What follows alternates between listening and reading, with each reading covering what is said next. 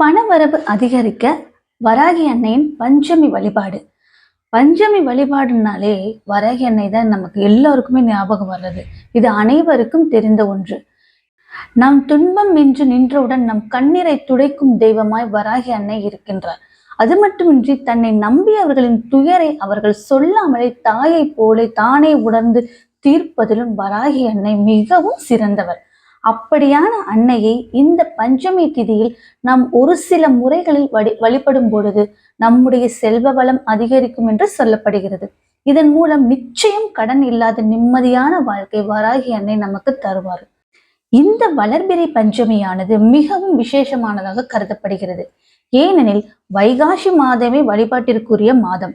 அந்த மாதத்தில் வரக்கூடிய வளர்பிறை திதி மிகவும் விசேஷம். இத்துடன் அன்னைக்கு உகந்த ஆயில்யம் நட்சத்திரத்தில் இந்த திதி வந்திருப்பது மேலும் விசேஷமாக கருதப்படுகிறது.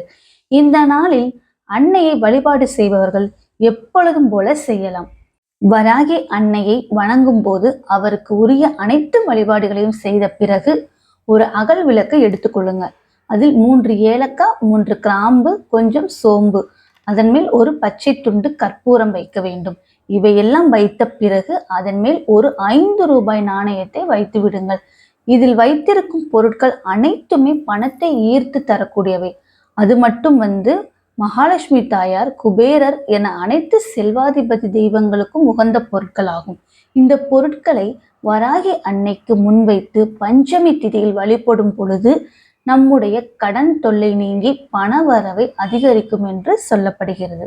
இந்த அகல் விளக்கை நாம் எடுக்கவே கூடாது. அப்படியே பூஜை அறையில் இருக்க வேண்டும். தினந்தோறும் விளக்கு ஏற்றும் பொழுது வராகி அன்னையை மனதார நினைத்து கொண்டு இதற்கும் ஊதுபத்தி காட்டி வழிபாடு செய்து வாருங்கள். இதனால் வீட்டில் செல்வ நிலை உயர்ந்து கொண்டே செல்லும். இந்த பொருட்கள் 1 மாதம் வரை இருக்கலாம். அடுத்த வளர்பிறை திதியில் இந்த வழிபாடு செய்யும் பொழுது பழையனவற்றை எடுத்து கால்படாத இடத்தில் போட்டு விடுங்கள். புதிய பொருட்களை சேர்த்து வைத்துக் கொள்ளுங்கள். 5 ரூபாய் நாணயத்தை மட்டும் சுத்தம் செய்து பயன்படுத்தி கொள்ளலாம். நம்ம ஒன்றும் இதுக்காக 100, 200ன்னு செலவு பண்ணவே போறதில்ல. 3 ஏலக்காய், பச்சை கற்பூரம், 3 கிராம்பு, ஒரே ஒரு சின்ன அகல் விளக்கு, ஒரு 5 ரூபாய் நாணயம், இவ்வளவுதான் நம்ம வைக்க போறோம். அது இந்த வளர்பிறை பஞ்சமிக்கு நீங்க வச்சீங்கன்னா அடுத்த வளர்பிறை பஞ்சமியில அதை நீங்க ரிமூவ் பண்றீங்க. அந்த நாணயத்தை மட்டும் நீங்க சுத்தம் பண்ணிட்டு மறுபடியும் அந்த நாணயத்தை நீங்க யூஸ் பண்ணிக்கலாம். மித்த பொருட்கள்லாம் ரிமூவ் பண்ணிட்டு கால்படாத இடத்துல போட்டுட்டு நீங்க இதெல்லாம் புதுசா நீங்க வச்சிடலாம். இந்த வழிபாட்டு மேல உங்களுக்கு நம்பிக்கை உள்ளவர்கள் மட்டும் இந்த வழிபாட்டை செய்யுங்க.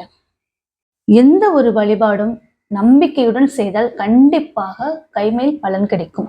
நம்பிக்கையுடன் வழிபட்டு அன்னையின் ஆசையை முழுவதுமாக பெறுங்கள். தேங்க்யூ.